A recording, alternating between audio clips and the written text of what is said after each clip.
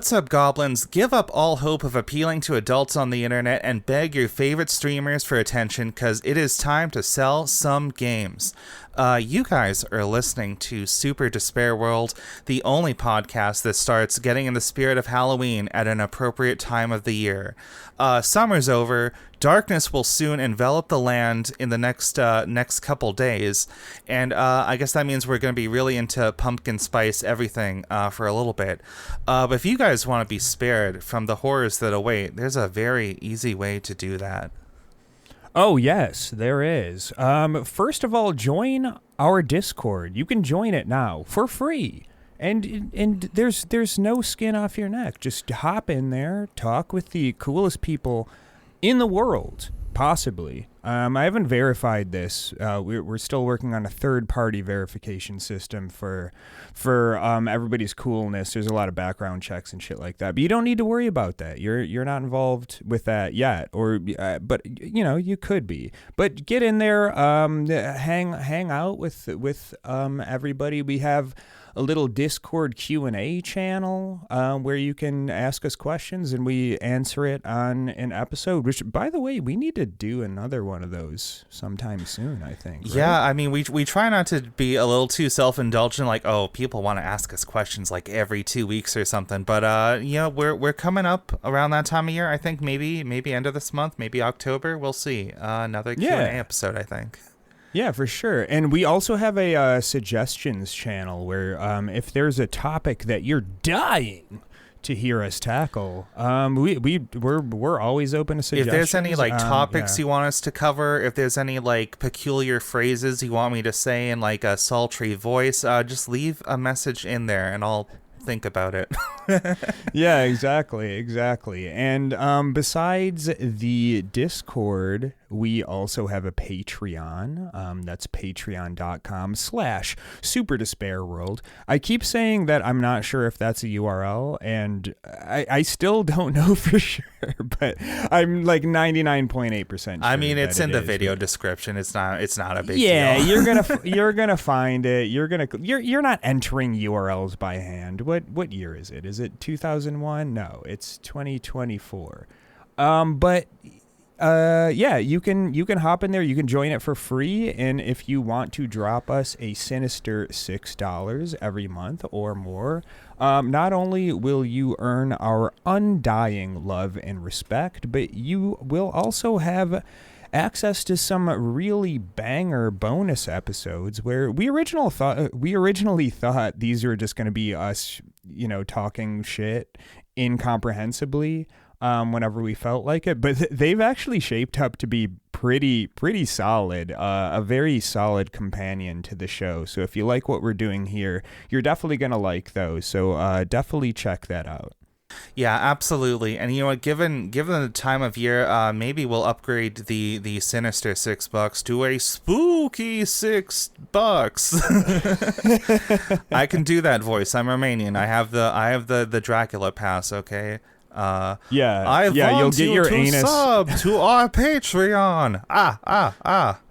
Yeah, you'll also get your anus impaled by Briar as well with a giant pike and put out inside of the castle. Yeah, we will spread your remains across the fiefdom as a warning to other podcasts that might get some funny ideas about impeding on our territory. Yeah, exactly. Stay away, you scumbags. I don't know if I've talked about it in a bonus episode yet, but I have actually been to the real life Dracula's castle, Vlad the Impaler. It's weirdly cozy on the inside. It's kind of just like a big cottage home on a hill with fortifications surrounding it. So you've been to Wallachia? Yeah, I have. Yeah. Either way, we'll save that for another time. But in the spirit of today, we want to talk about horror. We want to get spooky with it. I don't know how this episode will go because we're kind of recovering from a lot of wacky things going on in the month of August. If you follow our releases whenever they come out, we've been dragging our feet a little bit. I know Dave had some things going on.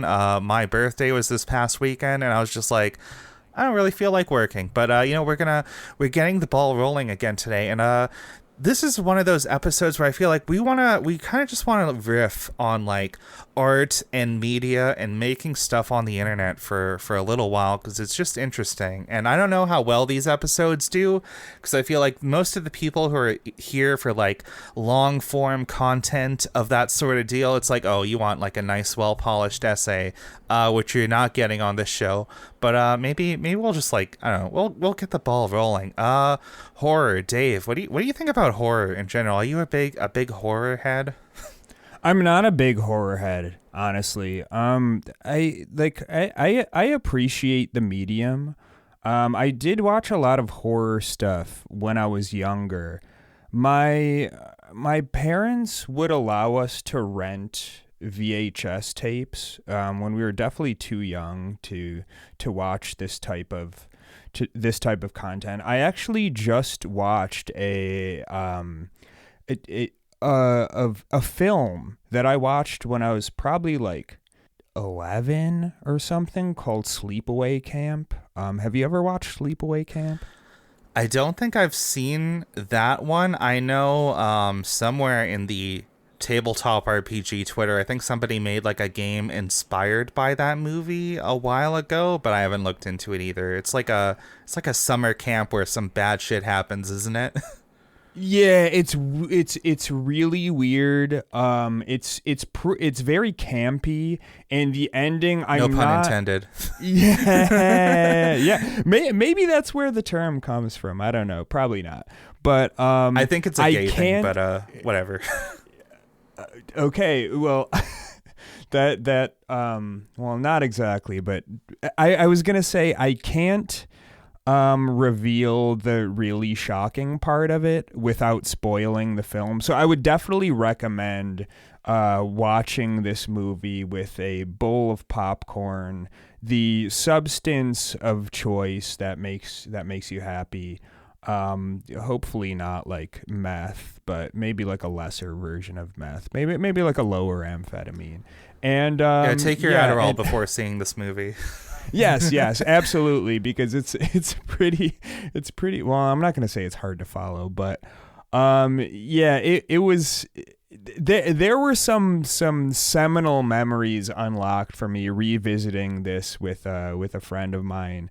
But yeah, anybody who's seen this before, give me your thoughts in the comments, and anybody who hasn't, watch it and also give me your thoughts in the comment, because this one, that's a real doozy. And I know there's some sequels to this as well, which I definitely need to revisit. Yeah, I haven't seen this movie, but maybe as we get closer to like October, and if we want to do something special for Halloween, maybe we could do like a little movie night or something with the people in the Discord. I think that could be a lot of fun. Yeah, that's a good idea. I feel like I think a lot of people have like a childhood memory of like, oh, I watched a movie that wasn't age appropriate for me, and it like really fucked me up or gave me nightmares for a little while. And I don't know if there was like a specific movie that did that for me.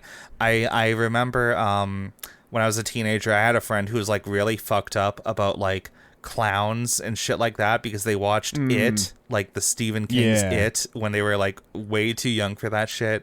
I don't know. And a lot of like the big classic horror movies never really like bothered me that much, because like in classic millennial fashion, I was introduced to a lot of media, like big popular media, through the form of like parodies of it on The Simpsons before I ever saw the real thing itself.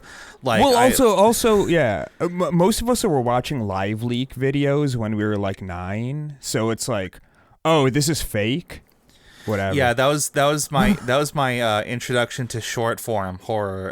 In back in the day, we used to have these things called like jump scare or like shock sites, and I'm sure some of those probably still exist, but it's like, who the fuck is like entering URLs into search bars anymore? You know. I do have a very very distinct memory of somebody sent me This was back when Flash still existed.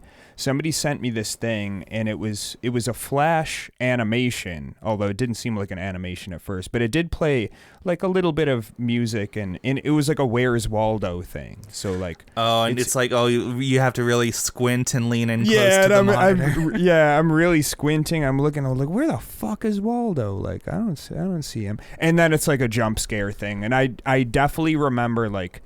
This was like the family computer in the dining room, and I'd like jump out of my chair, on all fours, run up the stairs.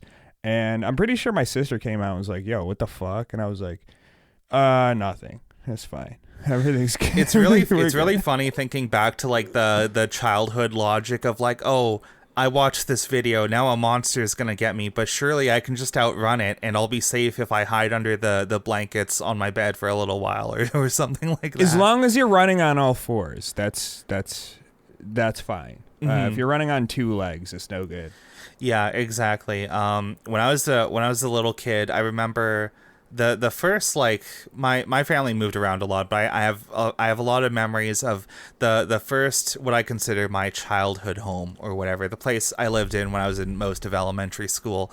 It was like a pretty small house, and I lived in like the attic, sort of. We had like a very small second level, and like the ceiling was like the kind of triangle shape, you know what I mean? It wasn't like a full ceiling. Were you whatever. chained up? Were you chained up in the attic? No, nothing like that. But I was just gonna say, I just have a lot of memories of like being a feral little like monkey child and like constantly running on all fours up the stairs to my room, and then like getting on like a pillow or like some like flat piece of cardboard or whatever, and just like riding it like a sled down the stairs, because like as a kid you're fucking invincible. You know what I mean? Oh yeah. We used to jump down the stairs at my mom's house, and it like there wasn't that much clearance, so I'm surprised nobody really destroyed themselves on there. But yeah, it was a pretty fun thing to do when mom and dad were out of town, to like put some like pillows and mattresses at the bottom of the stairs and just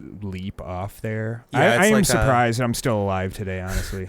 Yeah, I don't know. I guess the thing is, like, when you're a little kid, you just have a much lesser center of gravity, so you were just not as affected by things that would cripple us if we did them nowadays. Yeah, I really love watching like a toddler just like eat shit and then just get up like nothing happens. Like if I did that, I would just be like, I'm done. I'm done. It's the funniest thing in the world. I've from what I remember of back when I was a psych major in university, when kids go through like a little like, you know, something that you would expect a kid to go through and then immediately start crying, the response that makes them start crying is like, oh, they're actually just doing it for attention.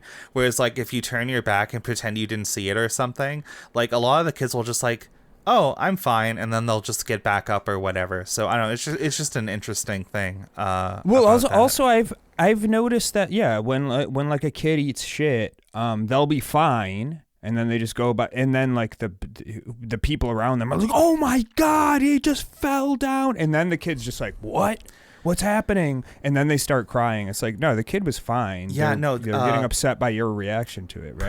Perfect example of that is that's kind of how you can like instill fears of things into kids from a young age. Like I know a lot of people will know, maybe you were this kid growing up, but like a lot of kids will just like go into the backyard and just like play with bugs and shit. Like, oh, I found a grasshopper, and they just like pick it up or something. It's no big deal. But when like a big thing about this is like spiders are a good example. A lot of people are afraid of spiders, right? And often that comes down to like, oh, the kid found a spider or something at some point, and like adults around them were like, whoa, put that down, that could be really poisonous or something, blah blah blah. Die. Yeah, it's like that's how you instill a fear of spiders in kids. So it's like, oh, I don't know, if you have kids in your life, if you're like a parent or like an aunt or uncle or some shit, I know at least a few people who listen to us are, just try to be fucking chill, because kids are just little mirrors, and they will emulate you, even like not even as an intentional thing. That's just what they do. I know it's like a version of gaslighting, honestly, which is why I still have this like fear and aversion to drinking gasoline, because I tried to drink like a jerry can of gasoline once. My parents yelled at me, and like I carry this trauma to this day. Yeah, I mean, was just trying to become gas man. Well, here's the thing: like gasoline has like 36,000 calories, like per drop or some shit like that. So it's like they're just getting I was in trying the to way. make varsity. Yeah, I was trying to make varsity. Coach said I needed to bulk up, and I can't drink gasoline. Like what? Yeah, guys, don't give your kids irrational fears, and don't get in the way of their sick gains. They need those calories. Yeah. Yeah. Yeah. Either way, bringing it back to kids a little bit. Have you ever seen a lot of media? One of my favorite genres of horror media is like when there's a kid in the movie and the kid is like fucked up or like evil or some way. That's another classic thing. I'm really into that. Yeah. So that was actually a part of the sleepaway camp thing. That's not really it. It's kind of a spoiler. It's not really, because you could suss that out if you have any type of like movie intelligence whatsoever. You could suss that out from the jump. But like, yeah, or there's also like the Children of the Corn thing and like stuff like that. My go-to is child. My go-to is the example from specifically the movie more so than the book, in The Shining, where the little kid is like turning the corner. It's like, come play with us, Johnny. Come play with us forever and ever. I don't remember if Johnny was his name, but whatever. Yeah. the creepy little twins or something like that. I wonder if that trope is just like fell out of fashion or something, or if it just wouldn't work as well nowadays, because like now when I think of like, okay, what does an evil kid look like in my head, I just think back to like that video of like Sneeko meeting some of his fans, and they were like, yeah, fuck bitches, get money, we hate women, blah blah blah. Wait, no. Why are you repeating the things that I've been saying on my stream for the past 7 months? Wait, what? Yeah, kids, don't say the things that I believe and that I've been saying before. Cut that out. Yeah, I have no love or sympathy for somebody like Sneeko, but that video is just like really funny to me, because I do think there's like a real moment you can see of like realization as he like realizes for the first time, like, oh, this is what my audience is like in person. I wonder, like, there's number one, I highly doubt that, like, yes, that was shocking to that dude, and he was probably like, and I'm sure he did have that visceral reaction of like, oh shit, like, this is what my audience is. And I think that every like YouTuber content or TikToker or whatever that appeal, like, make slop content primarily appealing to 9-year-olds has that moment. But I think that most of them, and I would not think Sneeko is an exception to this at all, are just like, whatever. Okay, new video, capping with the latest trending thing. It's the classic, unattended, unsupervised iPad kid just like pressing next video over and over and over again and the algorithm will do what it will. But I don't know. For me, I think the evil kids in horror trope is kind of funny, because I feel like a lot of it is rooted in this idea of like, I don't know, maybe this will sound harsh, but I was talking to some friends about this, and I feel like a lot of people just don't really develop like empathy for other human beings until like adulthood or something. I don't know. Do you relate to this at all? Yeah. To a certain extent, it's like looking back on some like previous things in like friendships or relationships or whatever, and you just like think back to like, wow, that was like a really like fucked up, like weirdly mean thing I did. Why did I do that? That was like an overreaction to this sort of thing.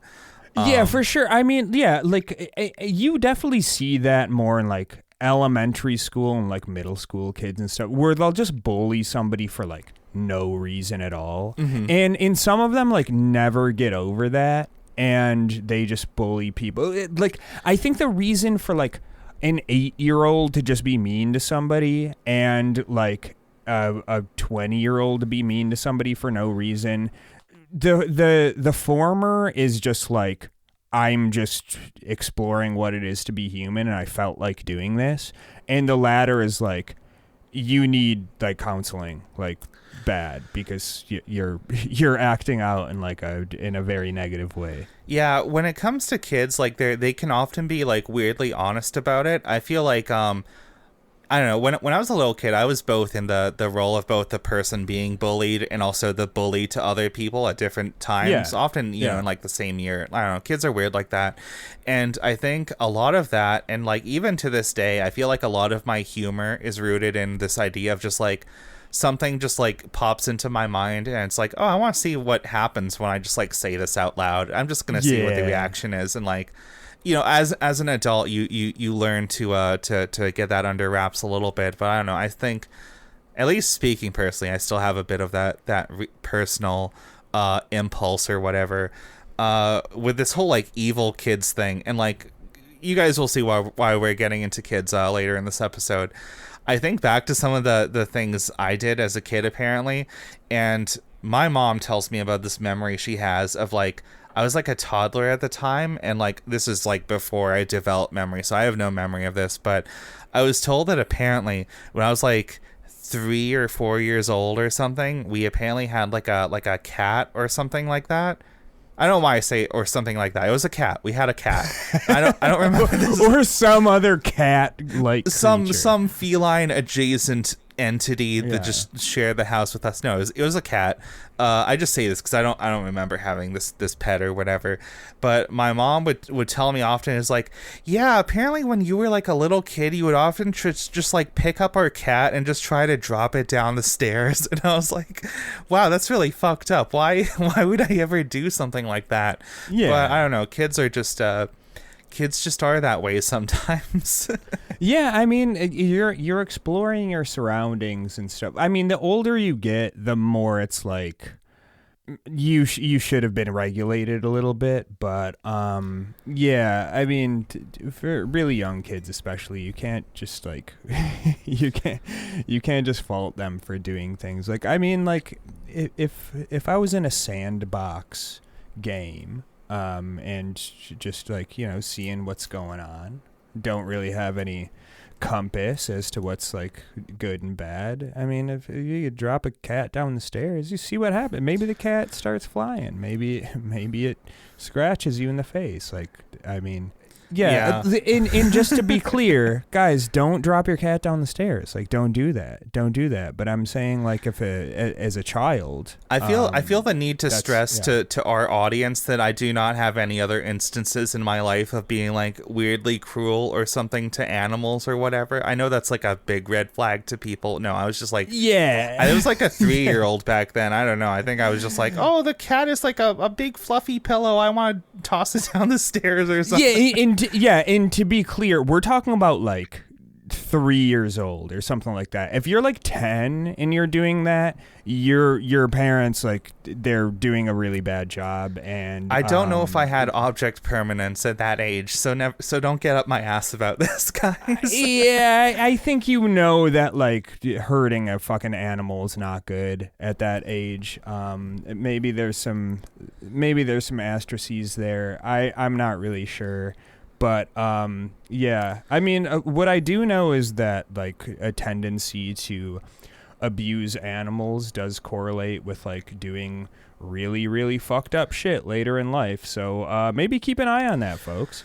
If you know anybody who is prone to that kind of thing, yeah, maybe just put a pin on that and maybe go back later. Yeah, and say, you guys heard it here first. Should we get into media proper, or should I share another fucked up story that I might regret later?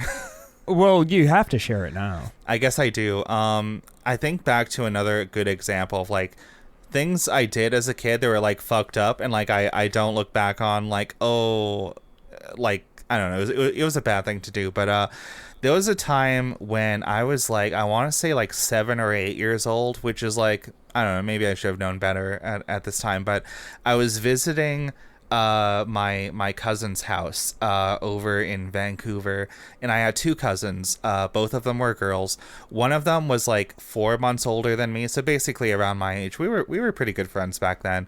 And she had like a younger sister who also my cousin, who at the time was like 3 or 4 or something like that. I want to say, let's say she was 4 and I was like 9 or something like that. And you made them fight to the death. No, I was very much collaborating with the older sister to fuck with her younger sister. And what was going on was at the time my cousins had a pet rabbit, right? And it was like a pretty new pet. They had only had it for like a couple months or something like that. And this rabbit was like, they were not very great at taking care of it, in the sense that, like, you know, it would just like roam around the house, and it would like take a shit or whatever on the floor often, and they would have to clean it up or something. And this is probably the most fucked up thing I did as a kid was I convinced my younger cousin, I led her to some of the rabbits like shit on the floor, and I was like, look, it's the Easter bunny, it left some chocolates, and I got my little cousin to eat rabbit shit, and it's like That's pretty funny. I got in so much fucking trouble for that. But, yeah, that's funny. My older cousin one time tricked me into eating dog treats once. He was like, "Hey, I was at his house, and he was like, oh, my mom got this beef jerky. It's really good. Like, try some." And was it good? Like, all right. Honestly, like, I don't really remember, but it wasn't that bad. I didn't like spit it out or anything. I was like, oh yeah, it's fine. And then he showed me the box, and it was like some bacon strips. There was a picture of a dog on the front. I was like, no! That's really funny. It reminds me of I saw a TikTok or something a while ago. I don't know if it was like real or not. You know, it's TikTok, so, you know, take everything with a grain of salt. But this guy bought some like dog biscuits or whatever, you know, as like dog food or something. Apparently his like roommate got into it and was just like eating them on the couch because he thought they were just like a box of cookies or something like that. And his roommate ate like most of this box of like dog biscuits or something, thinking they tasted fine. I don't know. Guys, don't eat dog food. You heard it here first. I don't know if there's like big health risks or something, but I'm sure there's like, I don't think there is. I think it's fine to eat dog food. Like, it's not up to the same food safety standards as human food, but like, I mean, if it does, I mean, guys, if you live in America, really, is the meat you eat that much better than the dog food to begin with? I don't know. Probably not. Probably not.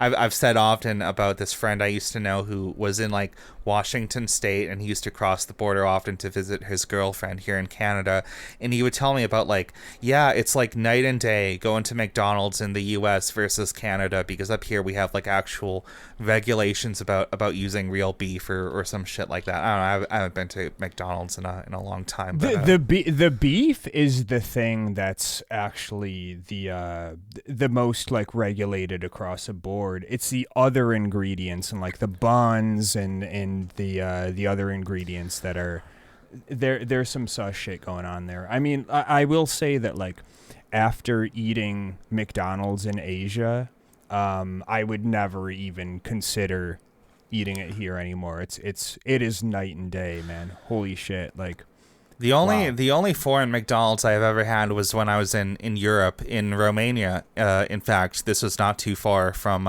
Dracula's castle. It was in the city of Brasov, and it was just like one of those cobblestone, like no cars, just like a walk sort of street. And there was a McDonald's there, and I was like 15 years old, and they let me order a beer with my meal, which was pretty based and epic. Yeah, that's awesome. That's awesome. Wait, they had beer at Romania? Oh, okay. Yeah, I mean, it's not... Yeah, Asian McDonald's mogged immediately.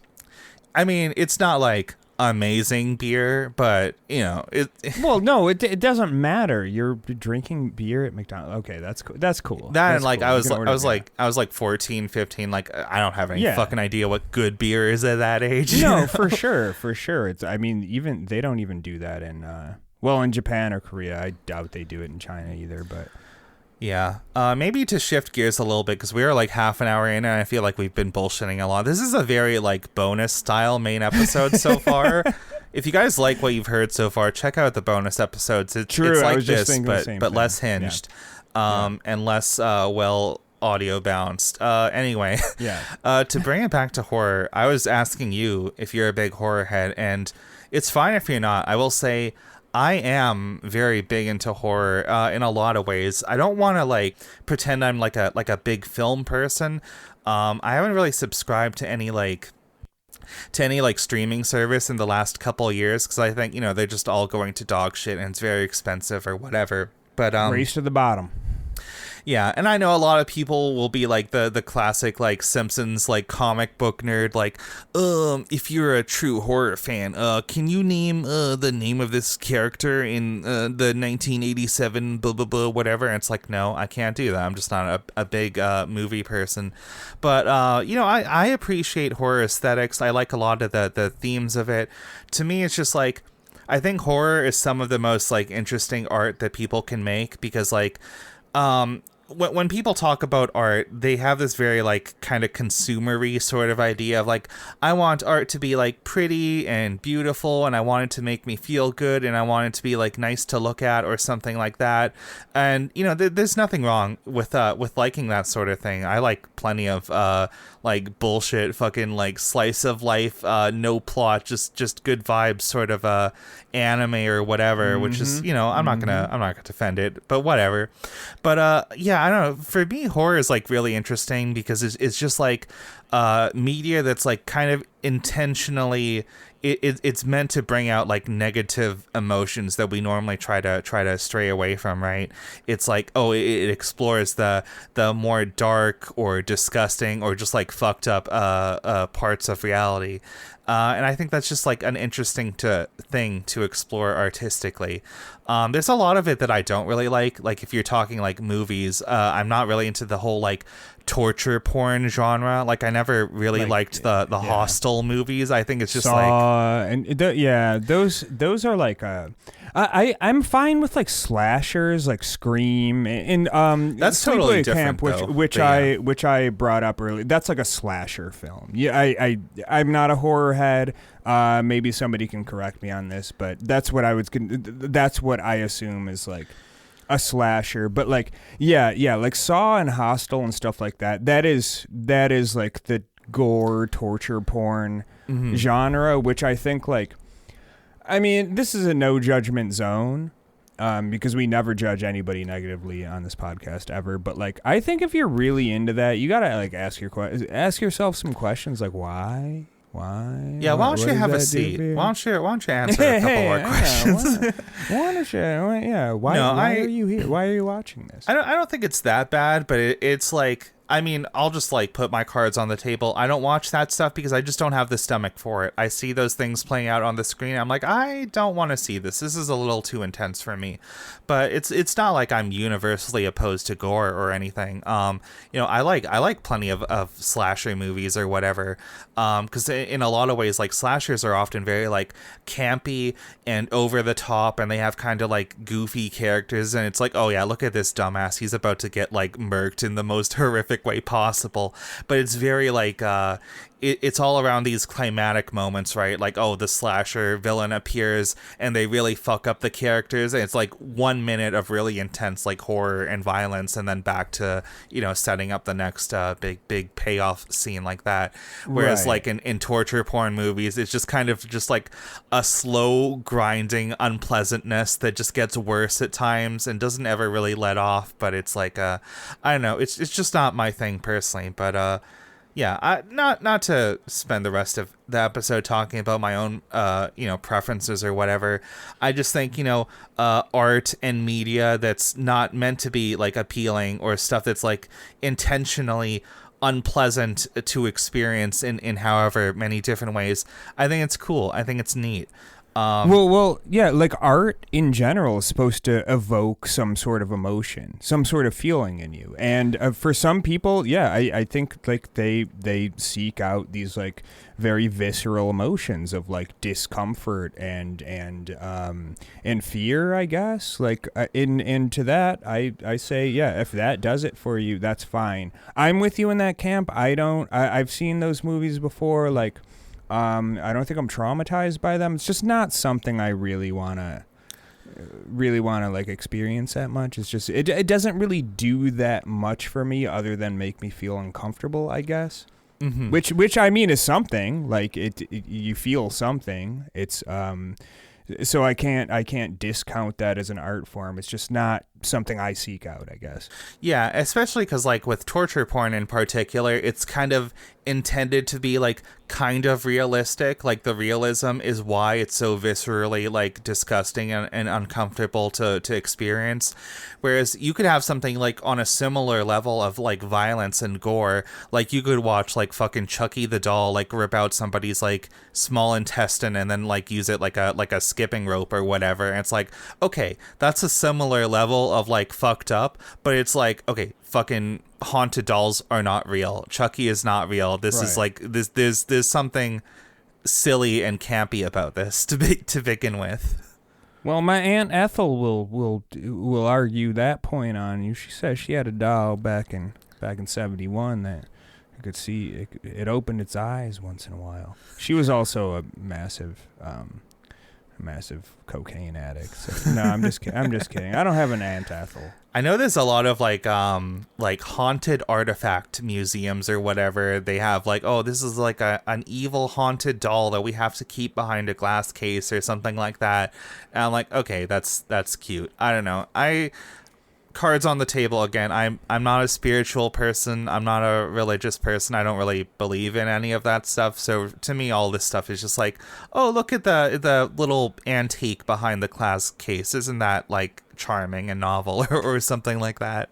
Yeah. And I mean, yeah, if that does something for you, then it's fine. I mean, with that kind of stuff, I have the same stance on that type of stuff as like astrology or whatever. It's like if this is fun for you, that's cool. As long as you're not like fucking your life up and anybody else's to like indulge this possibility of this being true, then yeah, fucking yeah, ghost hunters, do all that type of shit. I think some people like get a little bit too into that, and it starts to kind of like infect their brain a little bit, but yeah, other than that, I think it's harmless fun. Yeah, I don't know. I often feel a little at odds whenever I join, like, let's say, like a Discord server or something. It's like, this is like a trans, queer-friendly space, whatever. It's just a bunch of gay little weirdos being gay and queer and, like, neurodivergent or whatever together. I'm not in a lot of those right now, but I will say sometimes I feel like a little like I'm the odd one out because I notice a lot of queer people are very into like astrology and mysticism and things like that, and I just don't relate whatsoever. That's just women.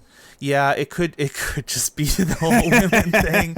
Oh God. Oh, okay. I guess maybe you figured it out. But I was gonna say another thing kind of related to that is I think I speak for a lot of people where I've noticed that a lot of trans people in particular are very into like body horror for like obvious reasons. Maybe. Yeah. I don't know. Like that, to me, that makes sense. That makes sense. To me, it's very easy to comprehend. Like, oh, this is like a work of fiction where like one of the characters is like disgusted or like horrified by something like supernatural or like very like tactile and physical going on with like their body, and it's like, oh, you can't escape this because it's literally part of you and it's everywhere you go. And you know, not to get too personal, like as far as like the whole trans thing goes, like I'm very fortunate to not be very like dysphoric about most parts of my body or whatever. But even like disregarding that, I've been very into body horror in a lot of ways.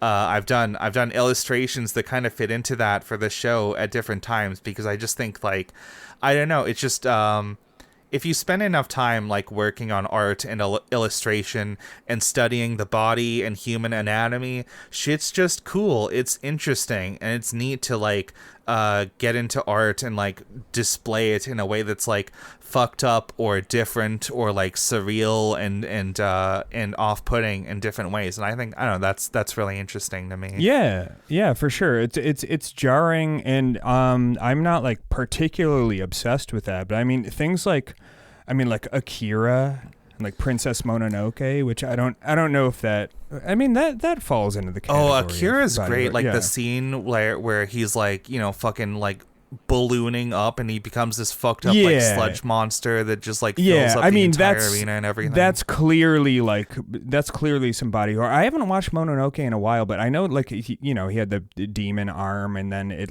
gets crazy. Does that develop even more so? Like I'm kind of forgetting the. Oh, it's been way too long since I've seen Akira. I mean, that's one of my favorite. No, I'm talking about Mononoke. Oh no, I've yeah, I know Akira. Yeah, he turns into a fucking I will say blob, regretfully I've never actually seen Mononoke, but I know it's really good. Man. I got to.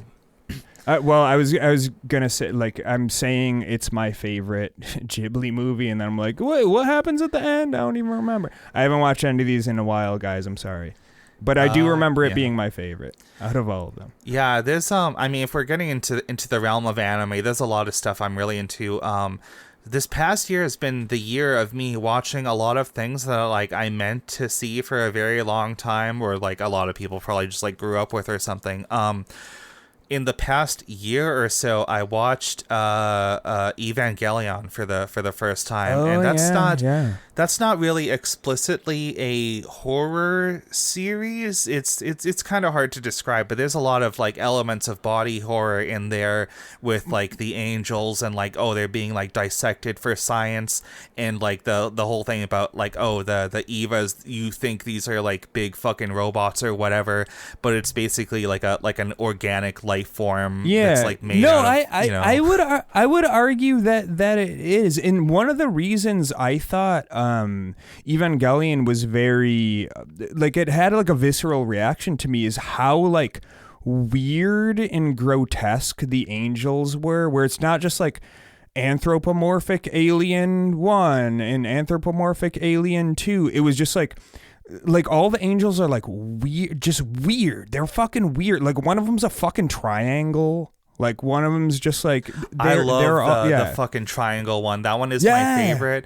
And like, because it's just so like, it's like, that is freaky to me. Like I this is kind of one of my pushbacks on like horror as a genre, is that it's like, it's generally too reliant on tropes where it's just like the demon or the ghost or the spooky clown or the baby doll that comes to life or the thing with the blacked out eyes. Whereas like in Evangelion, it's just like they were so far removed from anything that like is human or that we could relate to, that like that's freaky. That's freaky. I'm more scared of a fucking black triangle in the sky that's just like destroying everything than just like some Godzilla monster. Because like that's just more, it's just more relatable to us, I guess. Especially in the sense of like it's a 2D animated movie, and now you see this like fucked up like 3D animated like Windows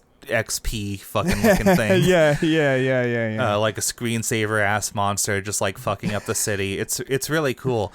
And I don't know, I remember there was like a Twitter thread I read once where somebody, it was like a younger person, they were like, oh, I was showing my parents Evangelion for the first time, and it was really funny because it was this person's mother who was like a middle-aged woman, like no fucking connection to anime or whatever, and she like immediately picked up on the fact like, oh, when they get in the robot, it's like going back into the mother's womb because like the cockpit fills with like the fluid. It's like oh, it's like this lady who has no otherwise connection to the medium or the genre or anything just like immediately picked up on the body horror theme of just like the Evas themselves. And like, I don't know, I remember the first scene where the Eva is going like berserk, and like you look at its like helmet or whatever, and suddenly its mouth splits open and it's got like fucking teeth.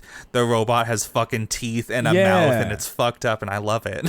The other thing that makes me think of is the Junji Ito shit. Oh, he's fucking You know, legendary. He has yeah, so many like, good things. yeah, the one which I'm not I'm not a huge horror fan, and I'm not even a big like manga reader, but yeah, the one with the with the like human shaped cutouts in the side of the side of the mountain or whatever. let me look this up. It was Yeah, I don't remember the name of that, but that one was just like, wow, like that. Oh, it was yeah. the Enigma of Amigara Fault. Yeah, and that's That's just my like, whole. I mean, It was yeah. made for me, which has become like a meme in some Oh, places. it's been memed so well throughout the years because it's such a deep cut that like only the ones who know are gonna make some good shit on that. But yeah, if you haven't read that, it's a quick read. It's like the manga equivalent of like a short story, but like even if you're not a horror fan, like I am not, definitely check that out. It's really good. It's really freaky. And yeah, fucking Japanese artists, they do horror well and in a My favorite thing is, unique I way.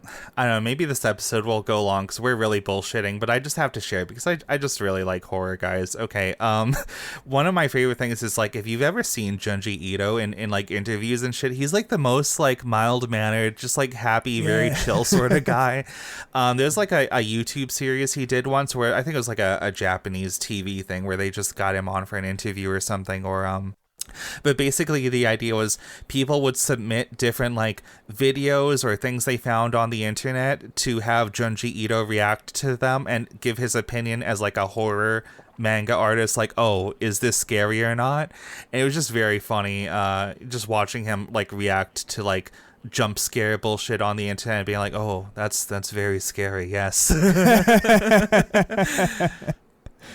Yeah. One of my favorite people, for real. But yeah, we love you, Junji. Come on the pod. I don't know. We might need to get a translator. that would be great. But also, I don't know if he speaks English. But either way, Yeah, it's fine. We'll just grunt maybe at that's each the other. real horror, not being able to understand each other at all. Yeah. Okay. I don't remember the name of this one at all, but it's Korean, so I feel like maybe you're vaguely familiar with it.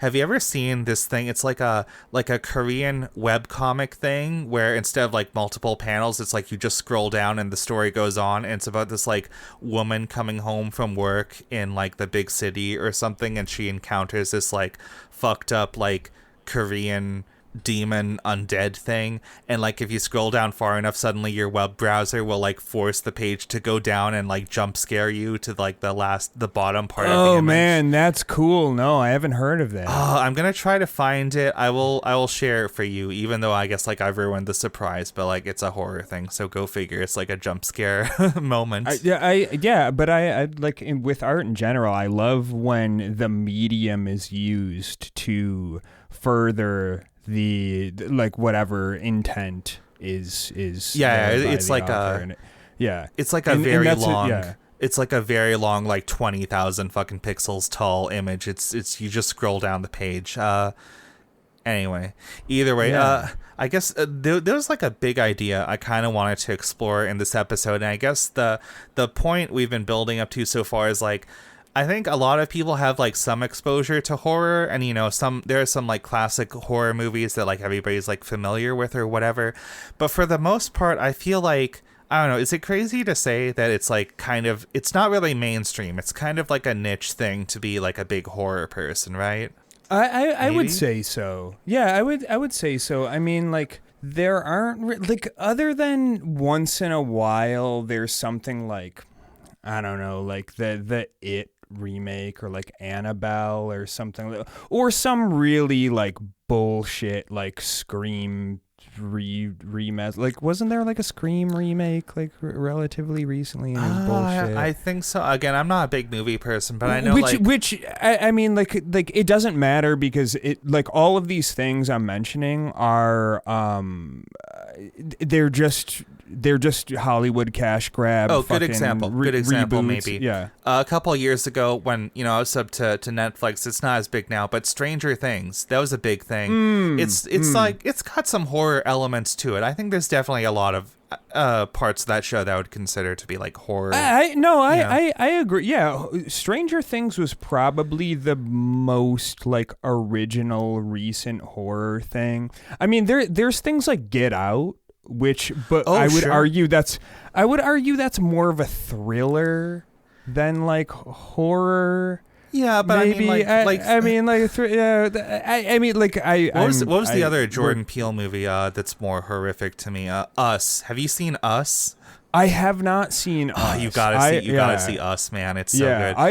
I avoided Get Out for a while because I was like, I don't want to watch that. But it was good. It was good. Jordan Peele's doing some things. Us, maybe, like I said, if we do that Discord server movie night thing closer to Halloween, we got to put that on. I love that movie. That one's really good. I'm into it. But yeah, as I was saying, I guess the thing I wanted to get into this late into the episode is like horror is like a little bit, I won't say it's like totally like niche and obscure. Everybody knows horror exists, but it's not got like the same appeal as like fucking like Marvel movies or something like that. So it's kind of interesting to me then. It feels like in the last couple years, and by last couple years, I mean like maybe closer to a decade or so, it feels like horror has kind of like gotten some new life on the internet. Like I see a lot of things online that have just like really blown up, and maybe like to get the ball rolling on this, like some of the big examples I see are some people have like built their entire careers off of this. Like in earlier YouTube, people who have like fucking massive accounts now, like fucking Markiplier or PewDiePie or whatever, they got their start like playing like indie horror games and like reacting to that shit. And it's kind of wild how I don't know, just like the internet has kind of taken what was a niche thing and kind of given it some new appeal. I don't know, what do you think about that? Yeah, okay, so indie horror games, I don't think that there's anything like fundamentally wrong with this genre at all. I just think most of them are shit, and I think because of the reason you just mentioned, that most of them are just cynical, low-hanging fruit, low-effort cash grabs with the attempt that Markiplier or spoopy epic horror streamer number 555 is going to buy this game on Steam. They're gonna screech and overreact to the 5 jump scares in there. They're gonna get to the end of the thing, and then hopefully people like and subscribe. Like those are shit. And I mean there are probably great indie horror games out there. I can't think of any off the top of my head. Yeah, there's a good variety, and I think the more I think about like horror on the internet, I feel like there's a big difference between the sorts of things that get popular kind of like through social media or YouTube or whatever, and things that have gotten popular like in a more organic sort of way. So like let's look at some examples here, right? So I look at what I consider to be like organic internet horror in the sense of like some random person made a thing and people just like shared it through word of mouth or sending it to their friends or whatever, things like that. Some good examples of this, we often rag on like 4chan on this show, but in 4chan you have things like 4chan is where they started the back rooms. The back rooms, this like this idea of like, oh, it's this alternate reality that's just like a musty, nonsensical like office space or something that you can just like clip into, and now you're stuck there, and maybe there's something fucked up lurking around the corner. Did you know that Freddy Fazbear is in the back rooms? He's in the back rooms with Bonnie the Bunny and Foxy Pirate and Chica and Gold Freddy, who's murdered. Bro, Golden Freddy murdered by the purple guy, who's William Afton, and Five Nights I'm sorry, I can't. Wait, Five Nights Fazbear murdered purple guy? Wait, hold on. What do you mean? In the back room? I just feel the need to explain this to people who don't get it. There's a fucking person who a while ago on TikTok, there's a guy who does like shitty little right wing bits about like, if trans women are women, then why doesn't my dick get hard, or something like that, but more like earnest or whatever. And this person, and just his dick is hard as fuck. Yeah. Yeah. Of course. Anyways. Of course. All 3 inches of it. And this person like splices into the video. He's like, well, if you think that's bad, how about spending the night at Freddy 5 Bear? And he just goes on to like explain the premise and lore of Five Nights at Freddy's in the most like incoherent, like he's like a grown ass man, but he's talking like a little kid. It's funny as fuck. Yeah. Those are great. Those are great. Yeah, but to kind of bring it back, I was saying, some stuff like you have the back rooms on fucking 4chan, or the fucking Slender Man. I know he's been like memed to death, but that started as like a Photoshop a scary picture and maybe give it like a spooky caption or something contest on the Something Awful forums. And like you look at like old school things like that, it's like, oh, okay, that was like made by regular random people and just like shared kind of organically. Whereas you have something like like the anything that like horror YouTubers have like reacted to, like fucking Five Nights or Freddy's or whatever and shit like that.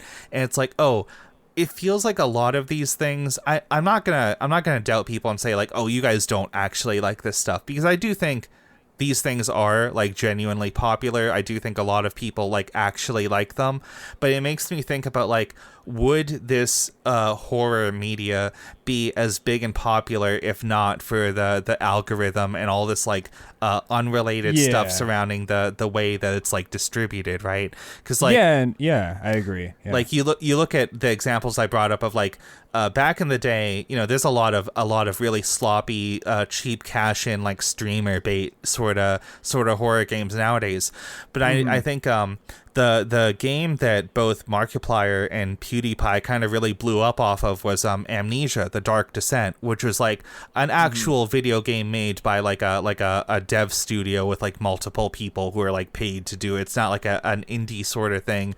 I think they were like a much smaller studio at the time. I think it's Frictional Games that made it. They're still doing Amnesia games to this day, and they're okay. I don't know. It's a very mixed sort of series, but I look at why this blew up and I'm like, oh, okay, lots of people were doing like video game let's play content back then, but YouTube really liked the whole like react format thing, right? And when these people are playing horror games, they have the face cam and it's like, oh, you can see they're over the top.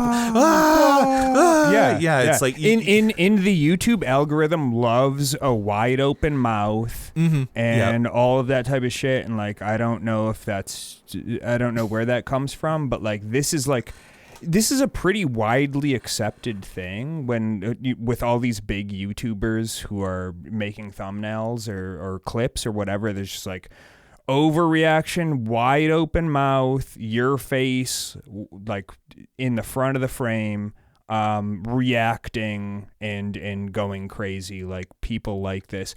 Why is that? I mean, I think humans generally they respond to it's like a mix of it's like a little bit of human psychology, like you brought up. Yeah, but also like, a little bit. And also it's just like, I don't know. Like, and also like a lot of viewers of YouTube in general are fucking 10 years old. Yeah, so it's a mix of like both. This is a thing that just the human brain is generally drawn to. We like seeing faces, but also it is YouTube like deliberately putting their thumb on the scale. Like, yes, the algorithm will detect faces and show more of stuff with faces.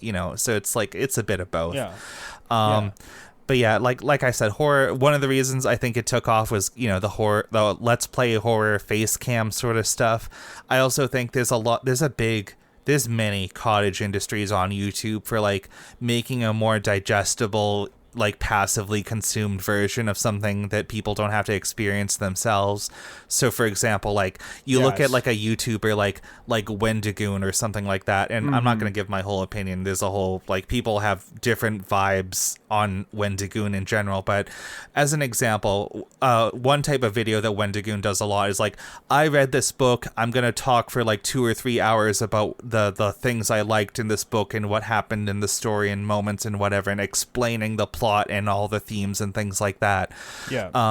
You know, I've never read the book Blood Meridian, but I did watch his video talking about Blood Meridian at some point, and I look at things at that sort of content and I'm like, okay, this is big on YouTube because a lot of people are just, let's be real, too fucking lazy to like pick up a book and actually read the words on the page themselves. You know, in my case, like I have like pretty bad ADHD, and oftentimes if I have to sit down and just read a big fucking block of text, all the words will just kind of like melt together over time. So I don't know, I'm more of an audiobook person, but a lot of stuff on YouTube is like, oh, I watched this thing, now I'm gonna explain it to you guys. I played this video game, I got all the secrets, I'm really good at it, you can watch my reactions, blah blah blah. I read this book, I'm gonna do a video talking about the themes or whatever. I think there's a big market on YouTube for like people to consume media for you and then you experience it vicariously through them. I don't know. I think you guys should probably try to cut stuff like that out of your media diet. Not entirely, but like it's not great. I don't really like that this exists. It's fucking Spark Notes, but for like things that you actually would like do for pleasure, which is. Yeah, like I'm not a phone bad guy, but like if you have that level of I can't concentrate to the point where I need like 5-minute digestible chunks of like I need Subway media Surfers, Family Guy funny moments like, to get through anything. Yeah, you maybe need to like just fucking put your phone down for a second. I don't really. I'm not going to give you any prescriptive advice on that. But that's not. It's a little weird. It's a little weird. It's not great. It's not great. And I'm weird, not saying right? Yeah, that's weird, right? Right. It's a little weird. It's a little weird. How often do you think we can do that? Like every fucking episode before somebody starts complaining that we're doing the "it's weird" bit over and over. It's weird, right? I feel like this has replaced fucking Moist Critical and Jordan Peterson impressions for us lately. Yeah, guys, it's Moist. No, I'm not doing that. No. I did. Okay, I did wanna say that actually you inspired a thought in my little baby brain. Many people are saying this. Concerning looking into this. I will say though, as much as I said like I'm not a huge horror fan, I do really like this subgenre of I guess you'd call it like indie horror in the genre of like analog horror. You know what people call analog horror, right? Yes, that's another thing that's really. I mean, like the back rooms. That's considered like analog horror. Yeah? I think technically that's more liminal horror about like spaces that are fucked up. Oh, all right. Yeah, so we're splitting hairs. Well, actually, I think analog horror is more about like old technology, like VHS tapes and old TV shows and things like that, or whatever. Okay, so then you would say that like the original analog horror in the forefront would be something like the Blair Witch Project. Yeah, I mean that's also considered found footage, which is another thing. But you know, a lot of analog horror also has overlap. It's like, oh, look at this old VHS. Give me something, Briar. God damn it. Oh well, I'm having such a fucking comic book nerd moment right now. All right, but then analog horror, it's so the whole thread I was gonna get on is like, so I actually had a thing where I got into, I don't know if this is specifically analog horror, but there are a bunch of channels on YouTube where it's like it's like simulations of like the emergency broadcast system, where it's like that's 100% analog horror. That's analog horror, right? Yeah. So yes. So they're like, it's like the EMS system, and it's just like it's the 5 o'clock news, and it's like it's like alert. There Yeah, is I think there is possibly 4 nuclear warheads coming in from. I think you're describing, is it called Local 58, I want to say? Yeah, okay. No, that's... I was actually going to bring that up, but I couldn't think of the name of the channel. This one is different, but Local 58 is different, but that's definitely analog horror, and that one I thought was really cool. And in Local 58, I'm not going to give too much of this away, but it's kind of like the Weather Channel or something like that. If you're old enough to remember the fucking Weather Channel, especially like the fucking like 1990 Weather Channel sort of deal. Yeah, and it's like some smooth jazz, and it's like it's gonna be 78 and cloudy in Fairfax, Virginia, and then it's like, okay, we have some programming for you coming over, and then it's like, and basically the premise, I actually don't want to give too much away, because I think like everybody should watch Local 58 with a completely open mind, and basically it's just like it simulates.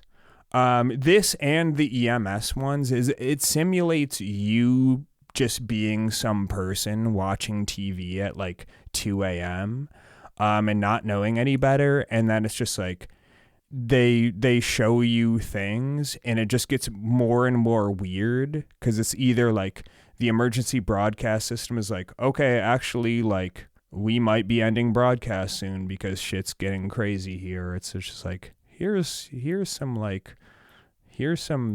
advice on how to not die or whatever. But so I was also going to say on the like when considering this stuff, there are some channels where it's a little bit different than, like, you talked about like Wendigo, and like this is how you should consume this media, and like look at this, here's a 5-minute clip. It's kind of like YouTubers who will chew up a piece of media and then just like regurgitate it into your mouth like you're a baby bird or something. Yeah. I think people should, guys, experience things yourself. Okay, don't let other people have the fun for you. Just go out and watch stuff. But I will say there are some people who would rather have you take their regurgitated version and just be done with it, and just subscribe to their channel and no channels ever, and just like let them baby bird content into your mouth.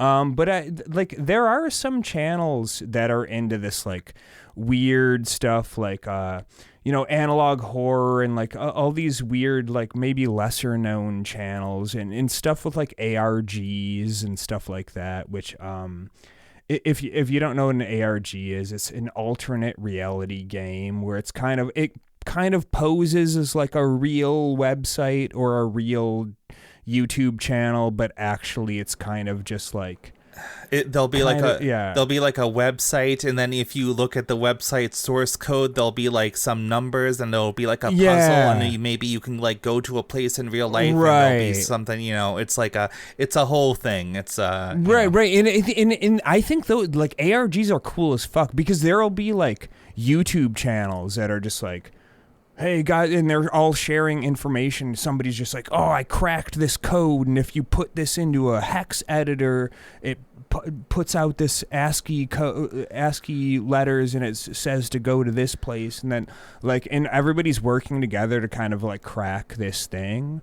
And like also it's like, it's really cool to imagine that this is just some like, some alien trying to like communicate with us in just like this very obscure way. But one of my favorite things is when they put out like an audio file or something, and then people run it through, what is it called, like the spectrogram filter or whatever, and you see the audio lines form like a picture in the sound. That always freaks me out. I love it. Yeah, it's so crazy, and I have this spectrogram up here on Adobe Audition as well. So like that's.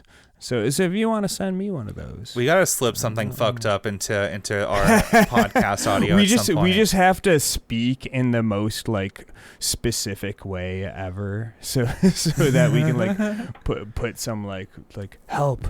we're chained up in a basement in Romania right now. Yeah, we'll just do like hey guys, we're trying out a new musical jingle for the show next episode, and it's just the most like garbled fucking radio distortion ass bullshit. That would actually be a really cool ARG. Like that would be a really fun thing to do if you ever got, like really big on there, and just like really you don't big. Explain it.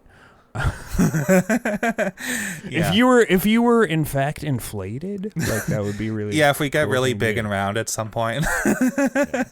well, I'm saying this is a callback to if we're ever like massive podcasters, and then ever you're listening to a future episode and it's just like, and it just cuts out at a point like right now, and it's just like me just patting my 1 million subscriber shaped belly. So full. But anyways, there are some YouTubers like Nexpo, for example, who I don't think they're as cynical like as people who are just like, well, we found the most epic thing on YouTube. What's this? Well, Freddy Fazbear's scary at 3 a.m. Is that the Bite of spinner? 87? Yeah, it's Nexpo's pretty all right. I watch so much of this stuff that it all just kind of melts together in my brain, and I don't distinguish that much between like people who I think are relatively decent like Nexpo and like just like a dozen other channels doing similar types of content. But the more thing cynically. is, the things that I talked about was like analog horror and ARGs. I found through Nexpo, or there's another person who's like very similar to Nexpo, and I feel bad that I remembered Nexpo and not you, but maybe your username should be better. Have an easier to remember name. yeah. That's really what it comes down to at the end of the day. Hey, anybody trying to get into content creation, just have a snappy name, I guess. But Speaking of names, I just have to share this real quick. I just got curious earlier today, and for some reason I Googled Super Despair World Reddit just to see, is anybody like talking shit on Reddit or something? And the results were like nothing but the fucking Danganronpa sub, because I guess there's like a evil villain or something that uses the word despair a lot in that fucking visual novel. I'm like, oh, I don't know how I feel about this. Anyway.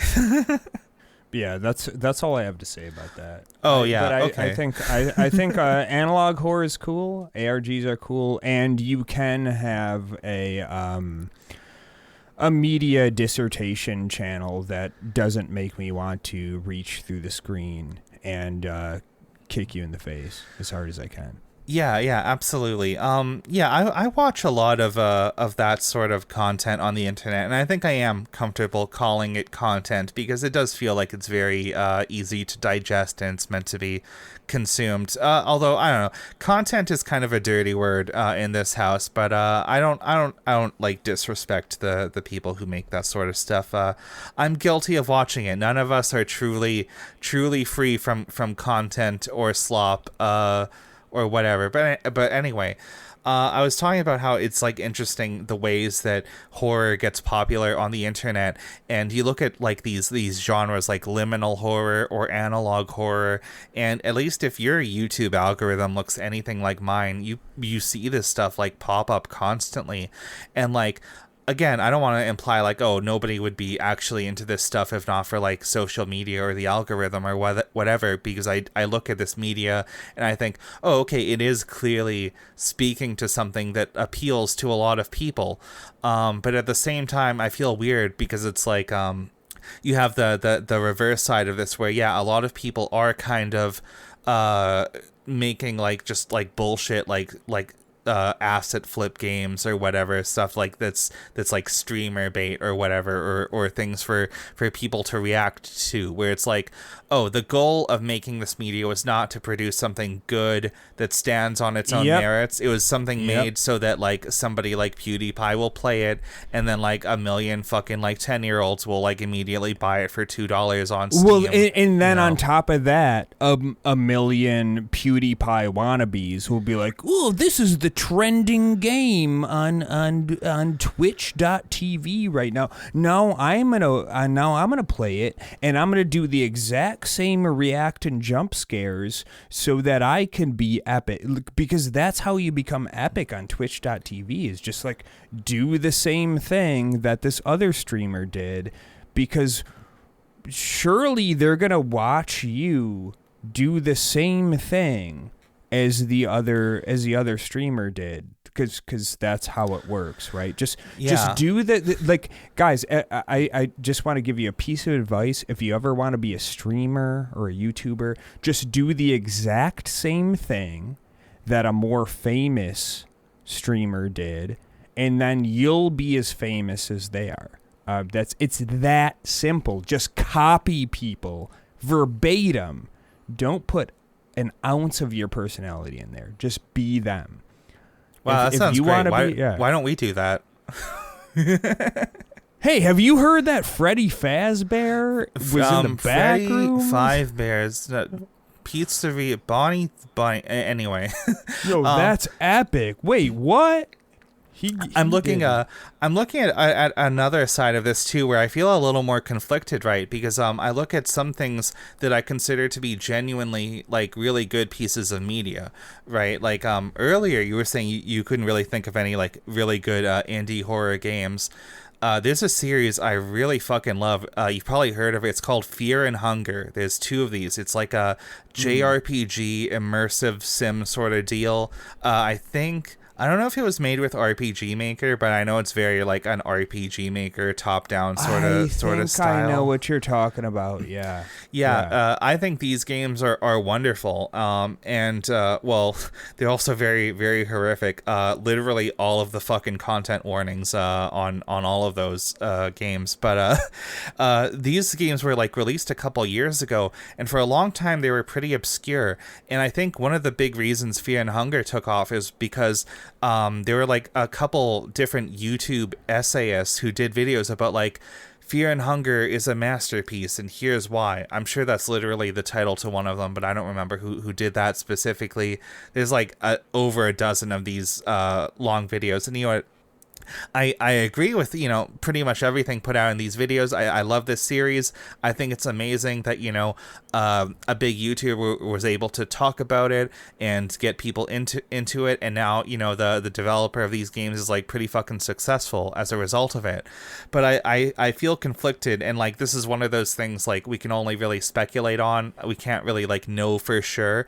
But in my head, I'm like, even if you make something that I think is genuinely a good work of art or whatever, knowing that this is a way to succeed financially, to have your thing get out there and be played by many, many people or whatever, is that going to weigh unconsciously on your mind in the process of making stuff? Because it's like, if you make stuff on the internet, this is always on your mind. Like, people are like, be yourself, be sincere, put your personality into everything, and it'll pay off eventually. But in the back of your mind, you're always going to be like, as an internet creator, like, there's some stuff that just does really well on the algorithm. There's some stuff that big YouTubers will talk about, and it's like, I don't know, you could be like, oh, I'm going to be I have a lot of integrity. I just make this for me. I just ignore all that stuff. But unconsciously, I feel like there might be an influence there, and I don't know where to draw the line. It's just like a weird circumstance of how we share stuff on the internet. So I think this is a really good point, which just kind of pops something into my mind, and like maybe I'm right on this, maybe I'm not. Let us know in the comments, or come in a Discord and call me a fucking dumb piece of shit idiot. I will gladly. I can't believe he thought liminal horror was analog. Look at this fucking moron. Yeah, I will gladly not do any of the work that I'm supposed to do for the day to argue with you in Discord for 6.5 hours. Please don't tempt me. But I think there are people who come along once in a while, and probably not even once in a while, like probably more often than once in a while. I don't know why he popped into my head, but I'm thinking of like, for example, Toby Fox with Undertale, where he he made like a very, I mean, love it or hate it. I do know that the fan base is fucking annoying. I'm so not gonna fucking argue glad with you you brought on this that up. one. I'm so I'm fucking not excited. gonna argue with you on that, but I will go to my grave and argue to the death with the fact that Undertale is a fucking unique, like it's a good fucking game. It's one of the one of the very few handfuls of like JRPG style games I've actually finished.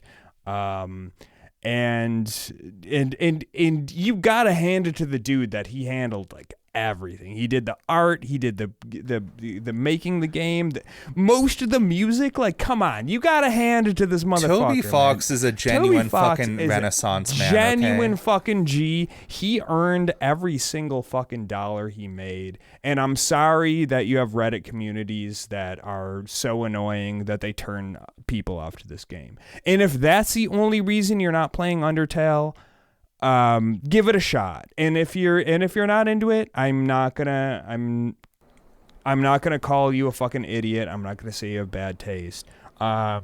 It's just like it is objectively good, I will say. I was gonna say, Dave, I am so fucking excited that you brought up Undertale, because this is like the last point I had in my notes for the episode. Excellent. This is a perfect example. There's an amazing video essay from the channel Super Eye Patch Wolf.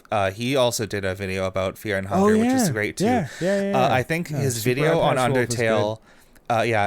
He did a video on Undertale that's literally called like what the internet did to Undertale, and it's just like I think I watched this. It's just it's been a while since I've watched it. It's probably like a year ago or something now, but it's an excellent breakdown of how, like, this is a wonderful game. It has all these amazing merits. It stands on its own. I highly recommend people, if you are somehow still blind to it, go into it blind, and just experience it for yourself.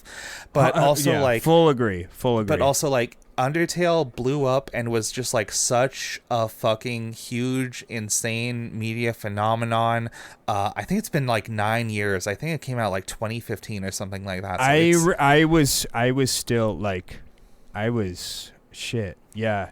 It probably has been, because I remember finishing this game in the kitchen of my ex-girlfriend's house in Korea. And we've probably been broken up for at least 9 years now. So it's just crazy. Like, the game blew up so big that like there are people who started their own entire like artistic careers. Like, I became a really successful animator because I did like fan music videos or whatever of Undertale characters and music and whatever and stuff like that. Or people who got big doing like art related to it and stuff like that.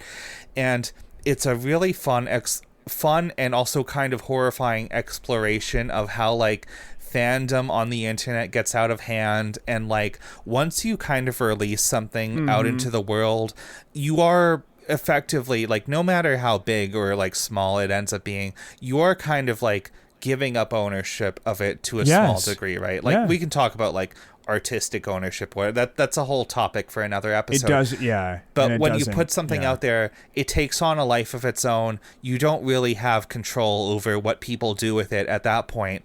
And like the Undertale fandom gets so weird. There's so many like popular like alternate universes, like where here's a version of Undertale where all the monsters are evil and they're like gonna fuck you up or something like that. Or like, here's another one where like you play as the other kid or something like that. I know people have made a huge entire fucking like full length like Undertale fan games. I know Undertale Yellow was one of them, where you play as like the other cowboy kid or something like that, and it has all its own characters and stuff like that. I heard it was decent. I don't know, I haven't looked into it myself, but I don't know, this is just an interesting thing, because I think you kind of see parallels to this in a lot of the horror media we've talked about on the internet, where it gets put out there and it does kind of take on a life of its own, both through like organically being shared and through just like really like picking up on the YouTube algorithm or things like that. And like, Undertale isn't a piece of horror itself, but I think it's a good example of just like, I don't know, the way the way things work when you create stuff on the internet nowadays is it's just different, and I don't know, it's just a weird time to make stuff and put it out there. Yeah. So my takeaway with the Undertale thing was like that's a very good point. But the reason I brought Toby Fox and Undertale up was just like it went along with the way that you're talking about, like, okay, this thing is like kind of like blowing up, and like, okay, now I need to do things that are like this or whatever. But it's like once in a while something comes along where it's just like, this is just like a very unique and like kind of like cool and like inspirational piece of art. And it's like, I wish, and I'm not saying like don't do anything that's inspired by anything else. Like, I'm not even saying like don't do fan art or something like that. But like, I mean, Undertale itself is inspired by like Earthbound and Mother 3 and those other weirdo games, you know? Absolutely. But it's such a, it's like yes, as an artist you're gonna be inspired by all sorts of things, but like Undertale, I would say, is like is its own thing. It's a seminal piece of art, like it in the sense that I would say it's like ground zero for a lot of stuff that popped out of what it is, whether it was inspired by Earthbound or other JRPGs or whatever. Like, that's not really the point, but like I mean, my point with all this type with all the things I'm talking about is don't, if you want to be a creative, don't like just pigeonhole yourself into like copying what's cool, like what you like. Not like, just what's cool, but what's trending is maybe a better. Yes, Yeah. what's trending, or not even what you like. Like, don't just like copy, sure, steal, sure, but like after a while, don't just do that. Do that if you're gonna do that. Do that in the endeavor to make something that unique. Like, we need more people putting that, just being brave and making some fucking weird and cool and different shit. And shit, man, maybe you're gonna fall on your face. Maybe nobody's gonna look at it. In this day and age, in any day and age, it doesn't matter. Like, if you put some shit out there that's fucking weird and it gets zero eyes on it, maybe people didn't like it, or maybe it just didn't like catch the algorithm. Fuck it, dude. Whatever. Do it again. Or do something different and keep going. I'm gonna say this, like, kind of related to this, because I hear all the heaps of praise you put on Undertale, and one, I agree, and two, I'll say I genuinely feel the same way about Fear and Hunger, which I talked about earlier. I would go as far as to say I think both of the Fear and Hunger games are basically like the Undertale of indie horror. And it's kind of interesting because Toby Fox, he was kind of well known for like a bunch of things on the internet, like before Undertale. I know he used to like compose some music that was that appeared in Homestuck, which is like a really big fucking webcomic thing. Talk about it another time. But he was kind of like a known quantity. Whereas the developer of Fear and Hunger, as far as I know, this was like the first thing that they had really put out on the internet. And I remember seeing these games pop up on my Steam thing well before they ever blew up in like the YouTube space and like caught the attention of video essayists and whatever. So even if you don't see success immediately, and this is a little bit of copium that we tell ourselves every fucking day working on this show. Yo, we're gonna blow up any day now. Any day now, guys. Any day, guys. Just stay tuned. Once we hit episode 40, it's gonna. I don't need to get a job. I don't need to get a job. Yeah, no. I will never work at Kroger. That's for other people. But the thing I was saying, like, yeah, even if you don't see success immediately, your stuff is out there. It's going to take on a life of its own. Maybe it goes unnoticed for like 8-10 months, something like that. Maybe, for a really fucking long time, but maybe somebody will eventually find it and be like fucking inspired and just feel, I don't know, some sort of way about it. Yeah, and you never know the one thing that's just gonna change everything for you.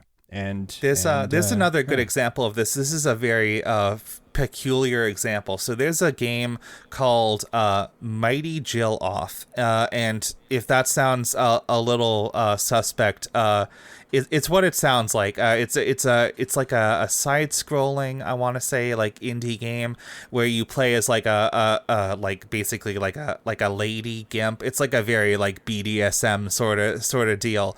And this game was made in like 2008, and it was just like a freeware thing that just like the creator put out on the internet. And earlier this year, Mighty Jill Off was just suddenly trending on Twitter, and people were making tons of fan art of it. And like, I guess people just discovered the character design, and they were like, "Oh, this is cute. I want to do fan art of this character or something like that." And it's like, it's just insane that this game that was released in 2008 to like very little fanfare has now suddenly taken on a new life in like fucking the year of our Lord 2024. And Yeah. I don't know, maybe that's not any comfort to you if like you make stuff on the internet like, oh guys, maybe somebody will find it like 16 years later or something like that. But hopefully it happens sooner. But I don't know, it's good to just like make stuff with your whole ass, wear your inspirations on your sleeve. You can be upfront about that. It doesn't even matter. Like, I know Undertale, it is very much its own thing, but it owes a lot to like the legacy of games like Earthbound and like Mother 3 and stuff like that. You look at something like Fear and Hunger, there are so many references to like other pieces of media. There are characters that are straight up like, oh, this is just like, this guy is basically fucking Griffith from Berserk or whatever. This other guy is like basically like fucking Jotaro from JoJo's Bizarre Adventure or whatever. It's just a big like love letter to other works of horror and just like pieces of media and things like that. And I think that's totally fine. I think you should just like, I don't know, if you love something, just let it show. And I think that's different than just like copying things that are trendy or whatever. Never mind like fucking garbage like streamer bait games like fucking Poppy's Playhouse or Garden Facts. of Ban or whatever. Yeah. It's like, okay, that's a whole different thing. I don't know. Well, I'm gonna keep it 55th Street with you guys. If what Briar just said of like, hey, you putting shit out there and it might not get noticed for a year, 2 years, 16 maybe years. more, 16 years, whatever, and then it gets picked up. If that's just like, 16 years, I can't wait that long.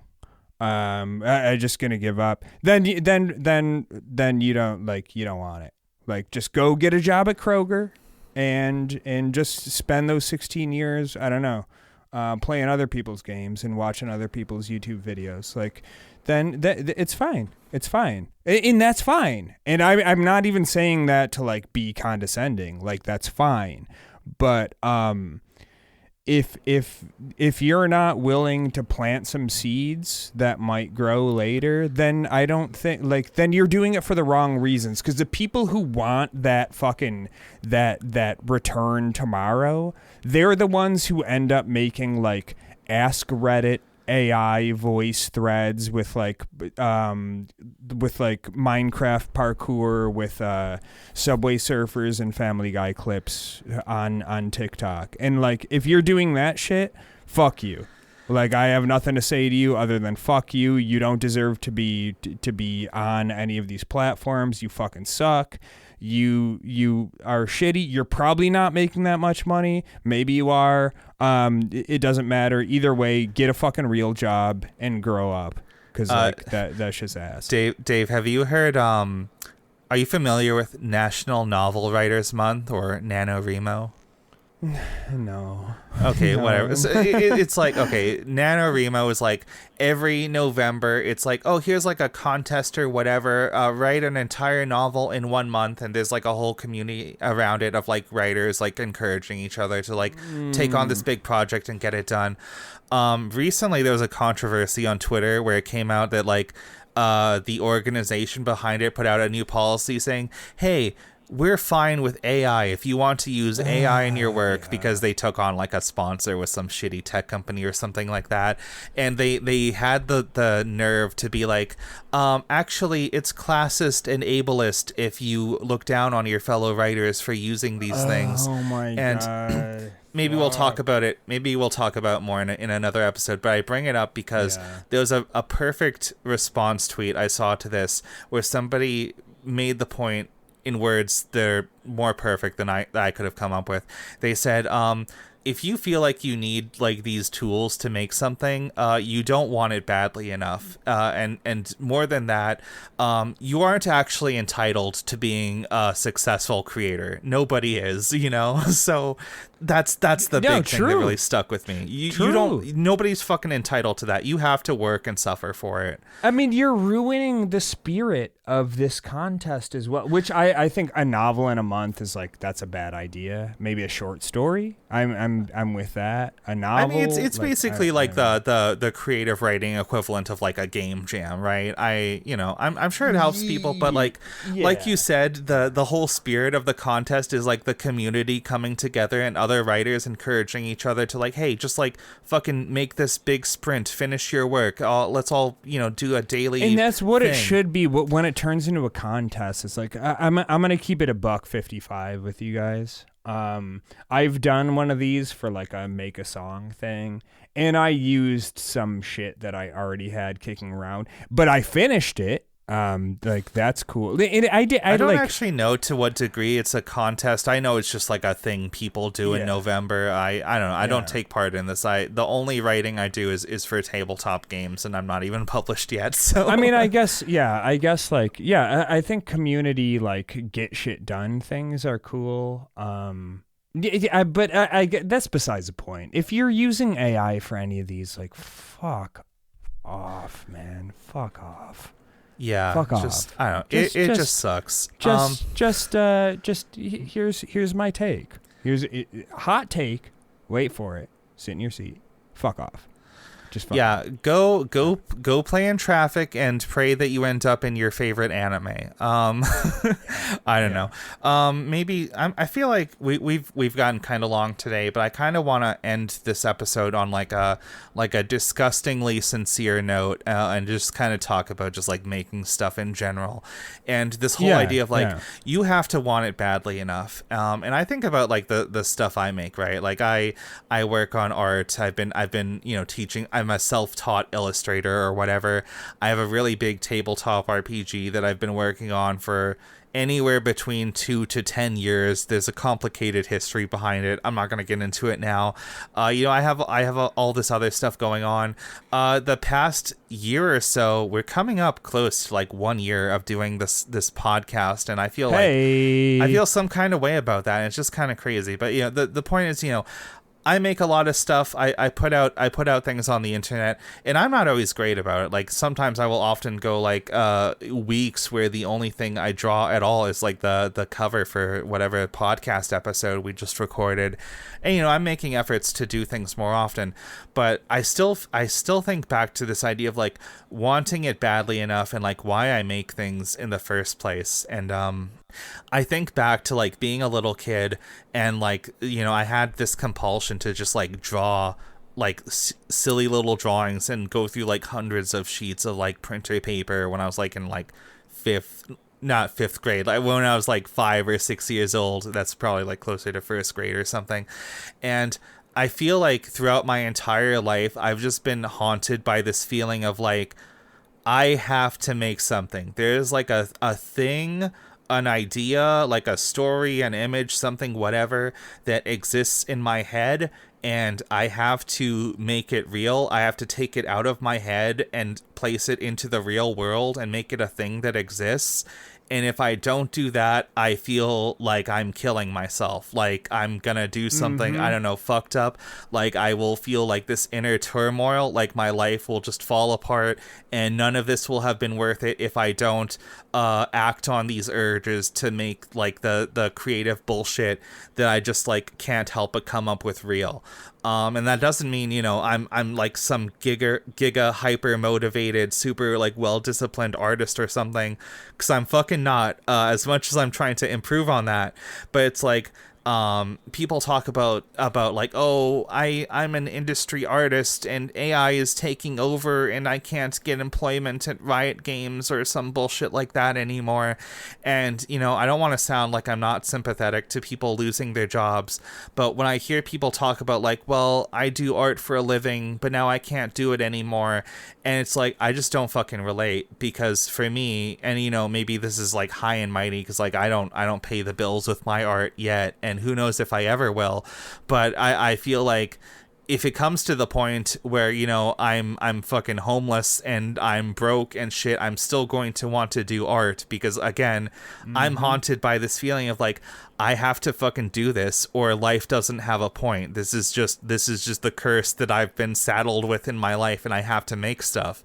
And when I hear people like talk about art from this perspective of just like wanting to make the trendy thing, wanting to get the big subscriber number, just wanting to make a lot of money off of it and nothing else, I just feel like, I don't know, like I don't relate to that, and I feel like we're not playing the same game. And I don't know, if you guys are just like people making stuff on the internet, just, I don't know, let me know below if you relate to that at all. If you're still listening an hour and 40 minutes into our episode, let us know how you feel about, I don't know, any of the shit we talked about how stuff gets popular and takes on a life of its own on the internet. Or if you can't think of any of that, I don't know, just tell us about any fucked up fetishes you got from watching horror movies when you were like 8 years old or something. I don't know. I gotta say, that was such a fucking hard mic drop that I cannot follow up on that. I do have things to say from my own perspective, but you know what? I'm gonna be a fucking asshole right now. I say, like, we have I think you can say we have pivoted pretty hard from the original intention of this episode, which I fucking love. But I think what we have to do. I'll sum it up. No. We should do after I finish editing this episode tomorrow or possibly the next day. We're gonna have to record a bono where we can get into where what we originally were planning on talking about with this episode, and then my own take on top of that. But you know what, God, we're doing it. You want more? You want more of this? You like this episode? Fucking get in the goddamn Patreon and donate a sinister $6 to this shit, because some other people have, and they must like it enough, because they haven't told us to fuck off yet. And I want to continue this discussion. And we usually, to be clear, we don't make a point of doing this like, oh, leave you on the cliffhanger and subscribe, give us money for the rest of this episode. But it is, we're almost an hour and 45 minutes into what was supposed to be like six spooky dollars. One,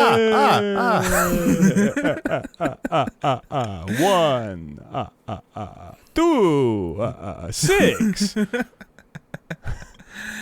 But I am going to read off right now the wonderful and generous and lovely people that have deigned to open up their little wallets or big wallets. I don't One know. patron. I'm just kidding. Enough of that.